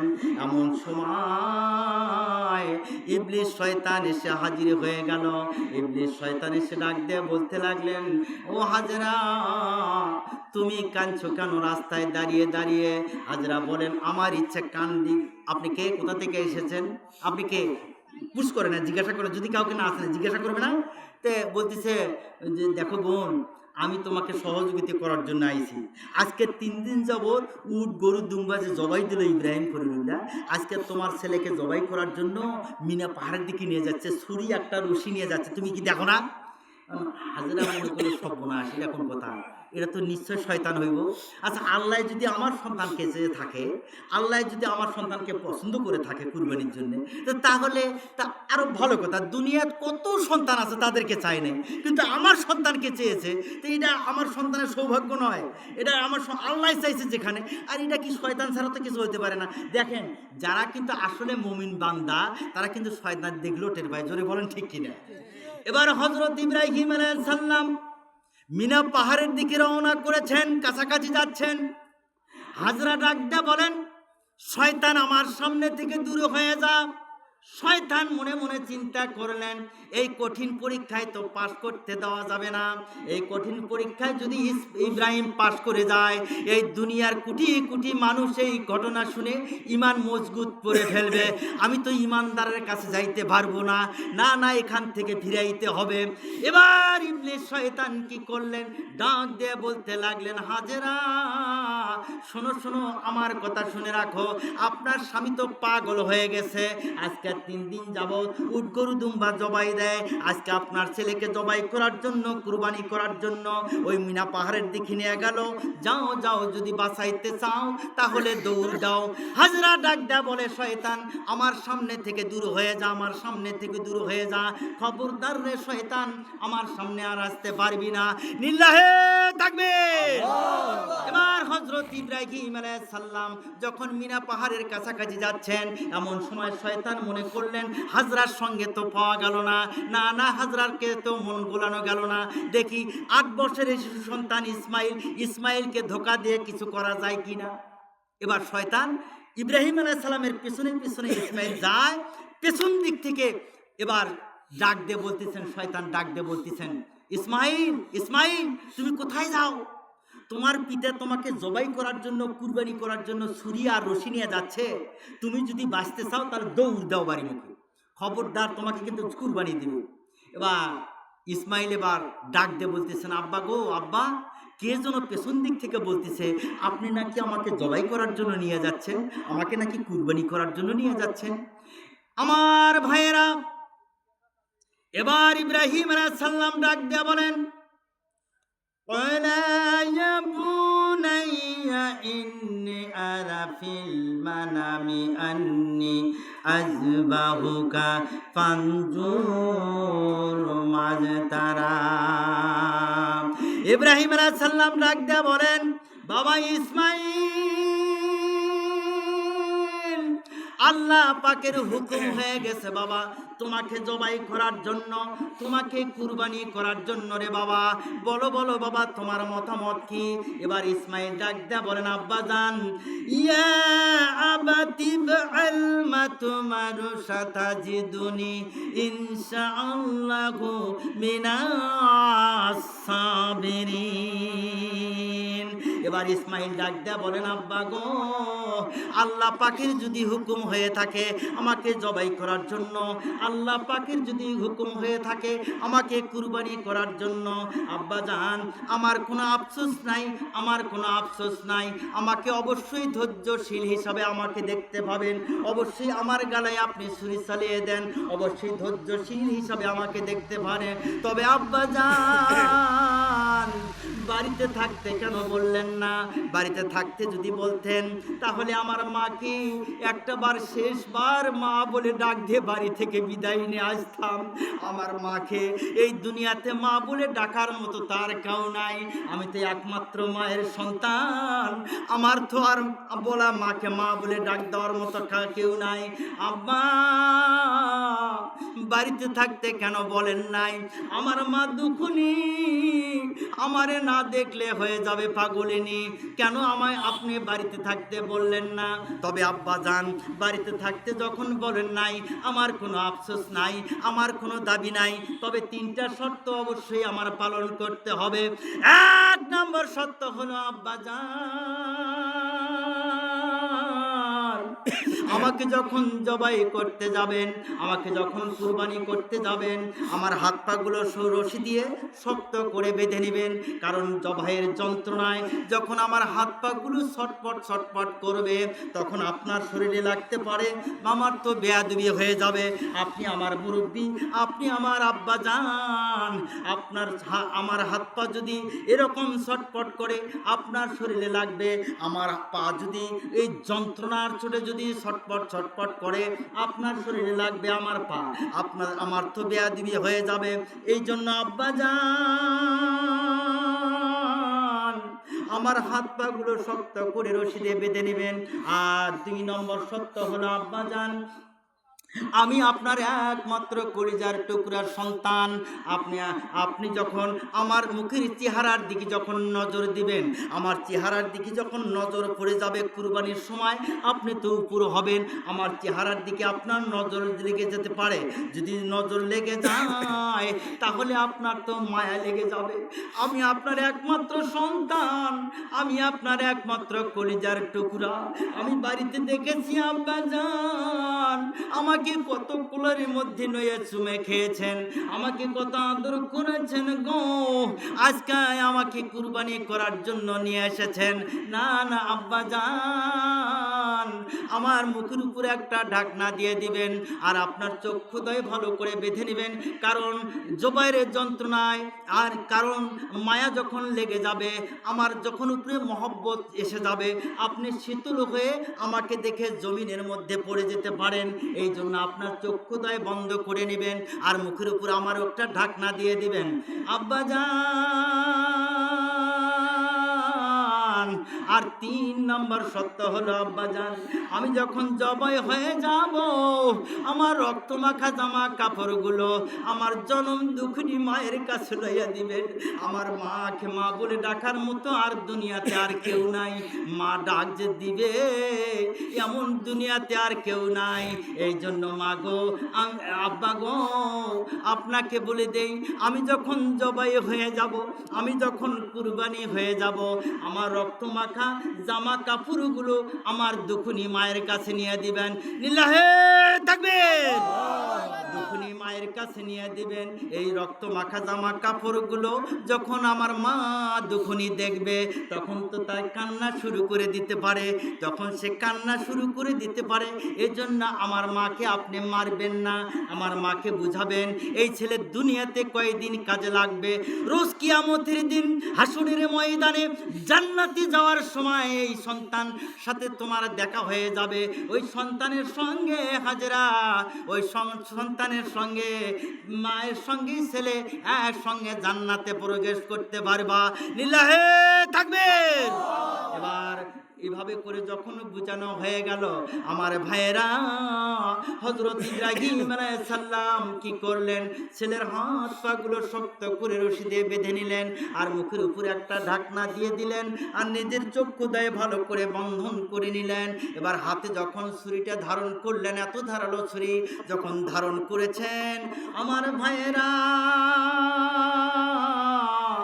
যখন ছুরিটা ধারণ করেছেন হাতে, এখন গলায় ছুরি চালিয়ে দিবেন, এমন সময় আকাশ কান্দে গো, বাতাস কান্দে, পশু পাখিরা কান্না শুরু করে দিয়েছেন, আরশ কুরসি কান্দে গো। ও মা বোনেরা শুনে রাখো গো, সন্তানকে কিভাবে আদর করেন, সন্তানকে কিভাবে স্নেহ করেন, ওই সন্তানটা যদি এরকম মায়েকে আঘাত দেয়, সন্তানকে কিভাবে লালন পালন ছোট থেকে করা হয়। মা যখন বিছানায় ঘুমিয়ে যায়, সন্তান যদি ডান পাশে যদি পেশাব করে দেয়, বাম পাশে লইয়া মা ওই বিছানার মধ্যে শয়ন করে, আবার যখন বাম পাশে বিছানায় পেশাব করে দেয়, সন্তান বুকের উপর লইয়া মা সারা রাত্র কাটাইতে থাকে আমার ভাইয়েরা। ও মাহারা ভাইয়েরা, যাদের মা নাই তাদেরকে আজকে বলে দেই, মা কি ধন, যার মা নাই সে বলতে পারবে মা কি ধন। আপনি যদি স্কুলের দিকে রওনা করেছেন, আব্বা তো চলে গেছে কাজ করার জন্য জমিনের ভিতরে, কিন্তু বায়না ধরেছেন কার কাছে, মায়ের কাছে বায়না ধরেছেন, মা গো স্কুলে যাইবো, আমাকে 1টা টাকা দাও, 5টা টাকা দাও, এভাবে করে বলে কি বলে না আমার ভাইরা। ও আমার মায়েরা, ভালো করে শুনে রাখেন, গভীর রাত্র হয়ে যাচ্ছে, আমি শেষ করে দেব অল্পের ভেতরে। এবার হযরত ইব্রাহিম আলাইহিস সালাম এবার কি করলেন, ছেলেকে এবার শক্ত করে রশি দিয়ে বেঁধে নিলেন, মুখের উপরে একটা ঢাকনা দিয়ে দিলেন, তরবারিটা যখন ছুরিটা যখন হাতে নিলেন চলে দেবেন, এমন সময় আকাশ কান্দে, বাতাস কান্দে, সমস্ত ফেরেশতারা হায় হুতাশ করে কান্না শুরু করে দিয়েছেন। আমার আল্লাহকে ডাক দেয়া বলেন, মাবুদ, হযরত ইব্রাহিম আলাইহিস সালাম তার একমাত্র কলিজার টুকরা সন্তানের গলায় ছুরি চালাইতেছে গো আল্লাহ, আমরা বিশ্বাস করেছি হযরত ইব্রাহিম আলাইহিস সালাম আপনাকেই বেশি ভালোবাসে। আল্লাহ পাক বলেন, হে ফেরেশতারা শোনো, এই মুহূর্তে যদি নিষেধ করে দেই তাহলে দুনিয়ার কতগুলো শয়তানের দললা বলবে এটা একটা নাটক দেখাইতাছে, এই জন্য আমার আল্লাহ পাক শেষ মুহূর্ত পর্যন্ত দেখিয়ে দিলেন। জোরে বলেন লিল্লাহে তাকবীর। শেষ মুহূর্ত পর্যন্ত আমার আল্লাহ পাক দেখে দিলেন আমার ভাইয়েরা। এবার হযরত ইব্রাহিম আলাইহিস সালাম ধারালো একটা ছুরি এবার লইয়া গলায় চলাবেন, এমন সময় আমার আল্লাহ পাক হুকুম দিয়ে দিলেন, হে ছুরি, আমার ইসমাইলের একটা পশম যেন না কাটে রে, খবরদার খবরদার, আমার ইসমাইলের একটা পশম যেন না কাটে। এবার ছুরিকে যখন হুকুম দেওয়া হলো, এই রকম হযরত ইব্রাহিম আলাইহিস সালামকে হুকুম দিয়েছিলেন, ওই আগুনকে, নমরুদের আগুনকে হুকুম দিয়েছিলেন, হে আগুন তুমি ইব্রাহিমের জন্য ঠান্ডাদায়ক ফুলের বাগান হয়ে যাও। আগুন তাই হয়েছিল। জোরে বলেন ঠিক কিনা? অনেক তো বহুত শুনেছেন আমার ভাইয়েরা। সংক্ষেপ করে আর সময় নাই। হযরত ইব্রাহিম আলাইহিস সালাম এবার ছুরি চালাইতেছেন, কিন্তু জবাই তো হচ্ছে না, একটা পশম তো কাটা যায় না। ছুরির ধার পরীক্ষা করতেছেন, হ্যাঁ ছুরির তো ধার আছে কিন্তু কাটে না কেন? এই ছুরির ধার পরীক্ষা করার জন্য একটা পাথরের উপর আঘাত করলেন, এক আঘাতে পাথর 2 খণ্ড হয়ে গেল আমার ভাইয়েরা। ওই পাথর এখনো সরকার হেফাজত করে রেখে দিয়েছেন। লিল্লাহে তাকবীর। ওই এখনো সরকার ওই পাথর হেফাজত করে রেখে দিয়েছেন আমার ভাইয়েরা। যারা মিশরে যায় জাদুঘরে, যারা যায় হজ করার জন্য, তারা এখনো দেখে আসতে পারে। আমার বন্ধুগণ, ও আমার মায়েরা, আমার দিকে কান লাগান গো, আমার দিকে কান লাগান। সারা রাত্র যদি চলে গো কারো তো ইনশাআল্লাহ, কি কথা ঠিক না? হযরত ইব্রাহিম আলাইহিস সালাম এবার হযরত ইব্রাহিম আলাইহিস সালাম ছুরিটা পরীক্ষা করে নেওয়ার জন্য যখন পাথরের উপর আঘাত করলেন, পাথরটা 2 খণ্ড হয়ে গেলেন। ওই পাথর এখনো সরকার হেফাজত করে রেখে দিয়েছেন। না হযরত ইব্রাহিম আলাইহিস সালাম তবু মানে না, ছেলের গলায় ছুরি ফেলায় এইভাবে ফাটাইতাছেন। এভাবে যখন ফাটাইতাছেন, সমস্ত ফেরেশতারা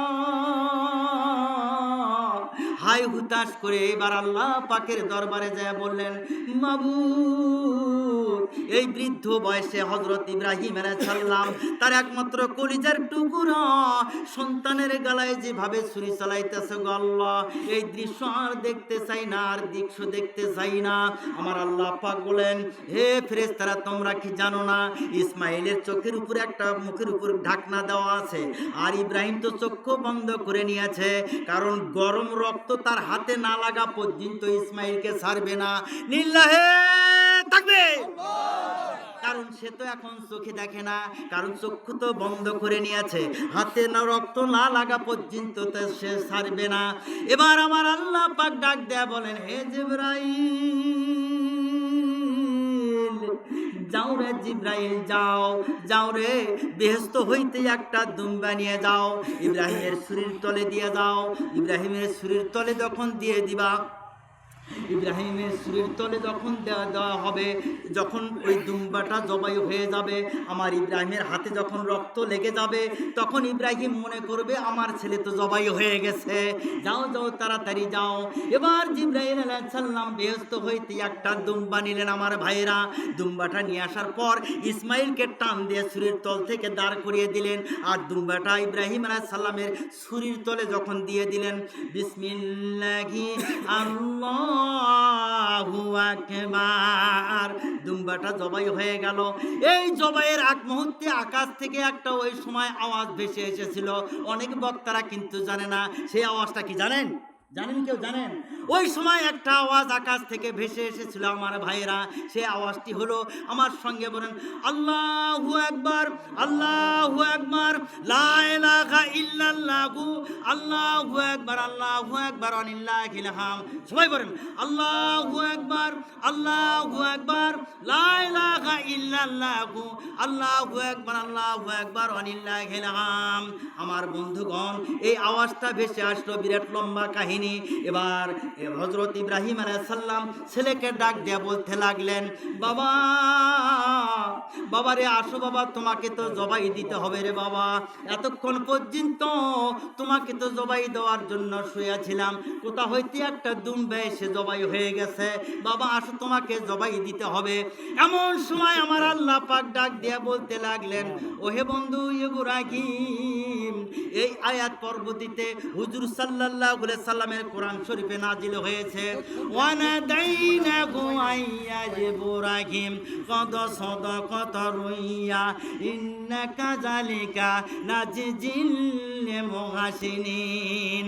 আমার আল্লাহ পাক ডাক দিয়া বলেন, হে বন্ধু, যাও রে বন্ধু, যাও, ওই কুরবানি